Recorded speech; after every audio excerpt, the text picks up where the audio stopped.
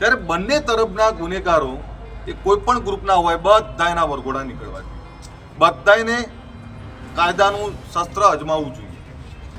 પરંતુ ક્યાંક કેટલાક ભ્રષ્ટ કર્મચારી, ભ્રષ્ટ કોન્સ્ટેબલો દ્વારા નિર્દોષ યુવાનોને ક્યાંક મારવામાં આવ્યા હોય, એમના ઉપર અત્યાચાર કરવામાં આવ્યો હોય તો એમની સામે પણ કાર્યવાહી થવી જોઈએ એવી ક્ષત્રિય સમાજમાં લાગણી ને માંગણી.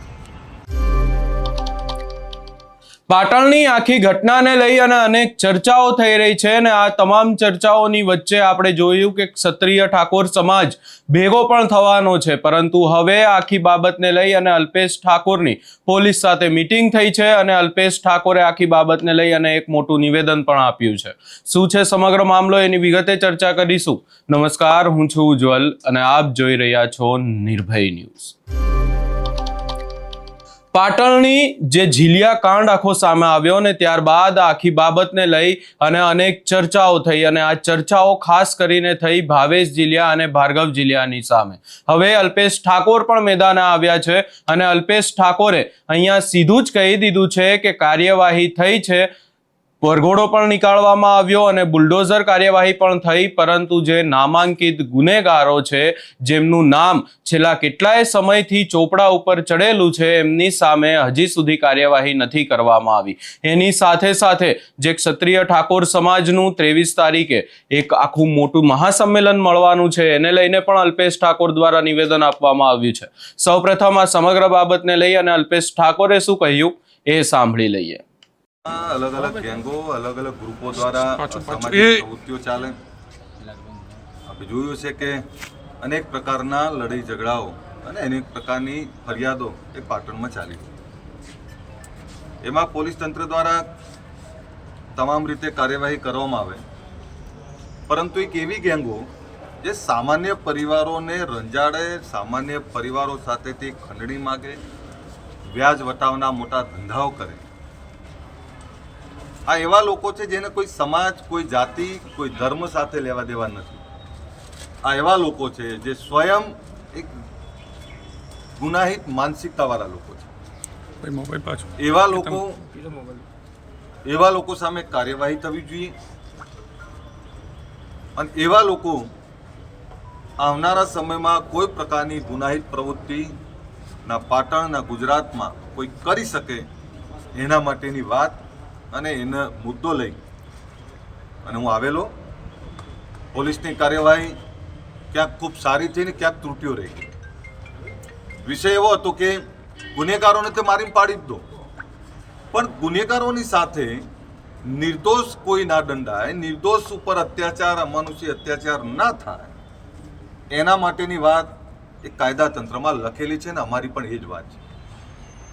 હમણાં જે રીતે પોલીસ દ્વારા વરઘોડું કાઢવામાં આવ્યું, જે રીતે બુલડોઝર ફેરવવામાં આવ્યું, આ બધામાં પોલીસના ચોપડે નામાંકિત ગુનેગારોના નામો નોંધાયેલા છે. ત્યારે જે ચોપડે નામાંકિત ગુનેગારો છે, જે વર્ષોથી ગુનાઓ કરે છે, એવા લોકોને ઝેર કરી જ દેવા જોઈએ ને એ કાયદાની ભાષા અને કાયદાનો દંડો એમને બતાવવો જ જોઈએ. પણ જે નિર્દોષ છે, નિર્દોષને જે રીતે મારવામાં આવ્યા, ત્યારે સમાજની લાગણી એવી છે કે ગુનેગારને તમે દંડ કરો એનો કોઈ વાંધો નથી, અને ગુનેગારને જાતિ જોઈને દંડ ના હોય, ગુનેગાર ગુનેગાર હોય. ત્યારે બંને તરફના ગુનેગારો એ કોઈ પણ ગ્રુપના હોય બધા એના વરઘોડા નીકળવા જોઈએ, બધાને કાયદાનું શસ્ત્ર અજમાવવું જોઈએ. પરંતુ ક્યાંક કેટલાક ભ્રષ્ટ કર્મચારી, ભ્રષ્ટ કોન્સ્ટેબલો દ્વારા નિર્દોષ યુવાનોને ક્યાંક મારવામાં આવ્યા હોય, એમના ઉપર અત્યાચાર કરવામાં આવ્યો હોય તો એમની સામે પણ કાર્યવાહી થવી જોઈએ એવી ક્ષત્રિય સમાજમાં લાગણી ને માંગણી. અને એ સંદર્ભે જિલ્લાના વડા સાથે પણ વાત થઈ, એમને જોડે માંગણી કરવામાં આવી ને આગેવાનો બધા અહીંયા ઉપસ્થિત, અને ન્યાય ના મળે. વિષય એટલો જ છે કે જે ગુનેગારો જે છે એ કોઈ પણ સમાજના હોય, જે વર્ષોથી નામાંકિત ગુનેગારો છે, જેમના પર અનેક ગુનાઓ નોંધાયેલા છે, તો એમની સામે પણ કાર્યવાહી થાય, એમના પણ વરઘોડા નીકળે ને એમના પણ તળિયા તૂટે. અને જે નિર્દોષ છે, નિર્દોષ ઉપર જેણે ગુનેગારોનો પક્ષ લઈ અને નિર્દોષ લોકો ઉપર જે કોન્સ્ટેબલ કે જે કંઈ કર્મચારી હોય એણે અત્યાચાર કરવાનો પ્રયત્ન કર્યો હતો, એની સામે પણ કાર્યવાહી થાય આ પ્રકારની સમાજની માંગણી છે ને એના સંદર્ભે 23 તારીખે એક સંમેલન બોલાવ્યું છે ન્યાય માટે. ત્યારે વાત એવી છે કે એમની સામે સસ્પેન્શન સાથેની કડકમાં કડક કાર્યવાહી કરવામાં આવે, એક ન્યાયિક તપાસ મૂકવામાં આવે અને નિર્દોષ કોઈ દંડાય નહીં એના માટે આગળ આવે પોલીસ તંત્ર અને જે ગુનેગારો છે એમને કડકમાં કડક હાથે દંડ કરી અને પાટણની અંદર, પાટણ જિલ્લાની અંદર કોઈ પણ પ્રકારનો અસામાજિક તત્વ ઊંચો ના થાય એના માટે પોલીસ ન્યાયની વાત કરે. પરંતુ જે હજુ ફરીથી કહું, ભ્રષ્ટ કર્મચારી દ્વારા નિર્દોષ લોકોને જે દંડવામાં આવ્યા છે એ દંડવામાં આવ્યા છે એમની સામે કાર્યવાહી થાય એવી સમાજની માંગણી. સંમેલન તો યોજાશે. સંમેલનનો નિર્ણય આગેવાનો કરશે, પરંતુ 23 તારીખના સંમેલનની એમને જાહેરાત કરી છે અને એમાં બધાને આમંત્રણ આપ્યું. આપ હાજર રહેવાનો છો સંમેલન?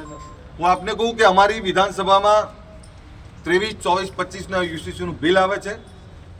સમાજની લાગણી, સમાજની માન અને સમાજની ચિંતા થઈ એટલે હું આવ્યો છું. મારું પણ સમર્થન જ હોય સમાજની જ્યારે જ્યારે કોઈ સાચી વાત હોય ત્યારે.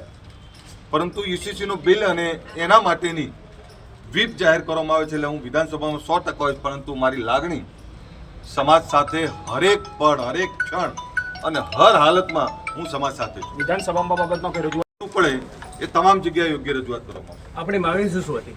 માંગણી એક જ હતી કે ગુનેગારો સાથેનો ભેદભાવ ના હોય. ગુનેગાર હોય તો તમામ ગુનેગારો ના વરઘોડા નીકળે અને જે લોકો કરપ્શન કરે છે, કરપ્શન કરીને નિર્દોષ લોકોને દંડ કરે છે એમની સામે પણ કાર્યવાહી થાય કરશે. પરંતુ 23 તારીખના સંમેલનની એમને જાહેરાત કરી છે અને એમાં બધાને આમંત્રણ આપ્યું. આપ હાજર રહેવાનો છો સંમેલન?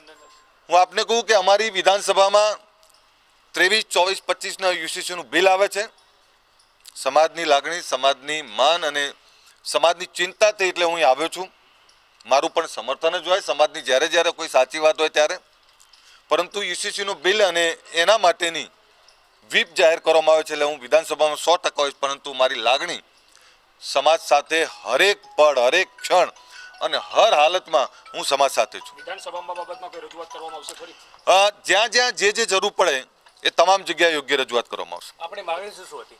માંગણી એક જ હતી કે ગુનેગારો સાથેનો ભેદભાવ ના હોય. ગુનેગાર હોય તો તમામ ગુનેગારો ના વરઘોડા નીકળે અને જે લોકો કરપ્શન કરે છે, કરપ્શન કરીને નિર્દોષ લોકોને દંડ કરે છે એમની સામે પણ કાર્યવાહી થાય. અહીંયા અલ્પેશ ઠાકોર દ્વારા સ્પષ્ટ એવી વાત કરવામાં આવી રહી છે કે પાટણમાં જે છેલ્લા કેટલાય સમયથી બે જે ગુંડા તત્વો છે અને ખાસ કરી અને ગેંગ વોર ચાલી રહ્યો છે, આ તમામ ગેંગ વોરની સામે સવાલ ઉઠાવવો જરૂરી છે. અને ખાસ કરી અને જે નામાંકિત ગુનેગારો એટલે ક્યાંક ને ક્યાંક અહીંયા આડકતરી રીતે અલ્પેશ ઠાકોર દ્વારા ભાવેશ જીલિયા, ભાર્ગવ જીલિયા અને આખી જીલિયા ગેંગને લઈને પણ વાત કરવામાં આવી છે. વધુમાં અલ્પેશ ઠાકોરે પોલીસની કાર્યવાહીને લઈને પણ વાત કરી છે અને ખાસ કરી અને જે વરઘોડો નીકાળવામાં આવ્યો અને એની સાથે સાથે જે ડિમોલેશન હાથ ધરવામાં આવ્યું પોલીસ દ્વારા એની પણ સરાહના કરવામાં આવી છે. પરંતુ એની સાથે સાથે જે નામાંકિત ગુનેગારો છે એમની સામે પણ કાર્યવાહી કરવામાં આવે અને યોગ્ય કાર્યવાહી કરવામાં પોલીસની સાથે ક્યાંક ને ક્યાંક વાત પણ કરી હોય એવી વાત સામે આવી છે. એમની સાથે સાથે ઠાકોર સમાજના અનેક આગેવાનો પણ હતા. આ સમગ્ર બાબતે હવે અલ્પેશ ઠાકોર દ્વારા જે નિવેદન આપવામાં આવ્યું છે એને લઈ તમારો શું અભિપ્રાય છે એ અમને કમેન્ટ કરી જરૂર જણાવશો અને અમારી ચેનલ નિર્ભય ન્યૂઝને લાઇક, શેર, સબસ્ક્રાઇબ કરવાનું ભૂલશો નહીં.